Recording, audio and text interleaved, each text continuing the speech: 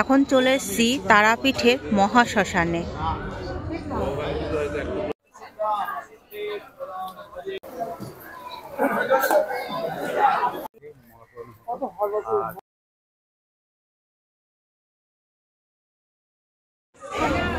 এখন চলে এসেছি তারাপীঠের মহাশ্মশানে।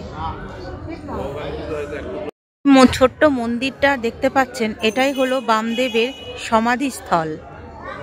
আর ওই পাশে ছোট্ট একটা মন্দির রয়েছে, ওখানে মায়ের চরণ রয়েছে। এখন দর্শন করছেন তারাপীঠের মহাশ্মশান।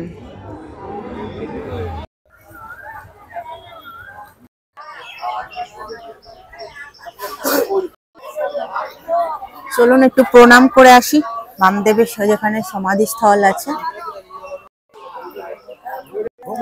দেখছেন এখানে ভক্তরা লাইন দিয়ে রয়েছে মায়ের চরণ দর্শন করার জন্য।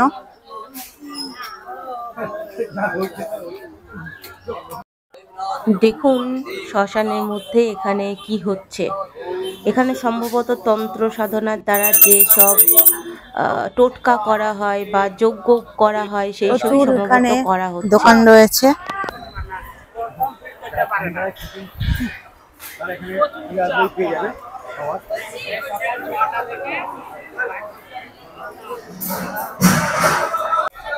দেখুন এখানে ভান্ডারা খাওয়ানো হচ্ছে, তারাপীঠ মহাশ্মশানে ভান্ডারা খাওয়ানো হচ্ছে। এখানে এই ভান্ডারায় খেতে গেলে কিন্তু কোনো টাকা লাগে না। কিছু সংস্থা বা পরিবার বলুন যাই হোক, তারাই ইচ্ছাকৃতভাবে ভান্ডারায় খাওয়ায়। তো আপনারা এখানে ফ্রিতে খেতে পারবেন এবং বেশ অনেক ভালোই কিন্তু খাবার দেখলাম।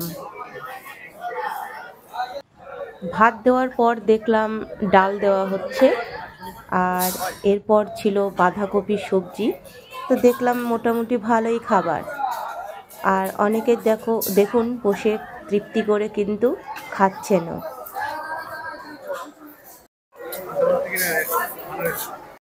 ভান্ডারা খাওয়াচ্ছেন আজকে, আপনারাও চাইলে ভান্ডারা কিন্তু দিতে পারেন। এইটা হলো অফিস, এখানে ভান্ডারার জন্য আপনারা যোগাযোগ করতে পারবেন। ভান্ডারার জন্য এখানেই রান্না বান্না হয়। হয়ে গেছে, এখন তো খাওয়ানো হচ্ছে, দেখতেই পাচ্ছেন।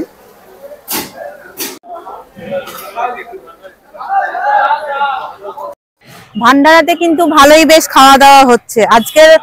আজকের ভান্ডারার মেনু হলো অন্ন, ডাল, বাঁধাকপির একটা সবজি, মাছ, দই, মিষ্টি।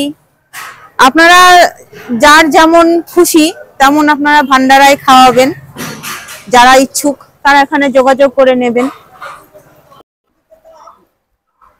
এবার যাচ্ছি শ্মশানের দিকে, যেখানে চিতা, যেখানে সব দাহ করা হয় সেই জায়গা। এই যে এখানটাই হলো চুল্লি, কিন্তু এখন ইলেকট্রিক চুল্লি হয়ে যাওয়ার পর থেকে কাঠে আর সেরকম পোড়ানো হয় না। ওই পাশে যে বিল্ডিংটা আছে ওখানেই হলো ইলেকট্রিক চুল্লি, ওখানটাতেই এখন বেশিরভাগ সব দাহ করা হয়। আপনাদের শ্মশানের পরিবেশটা আমি দেখালাম।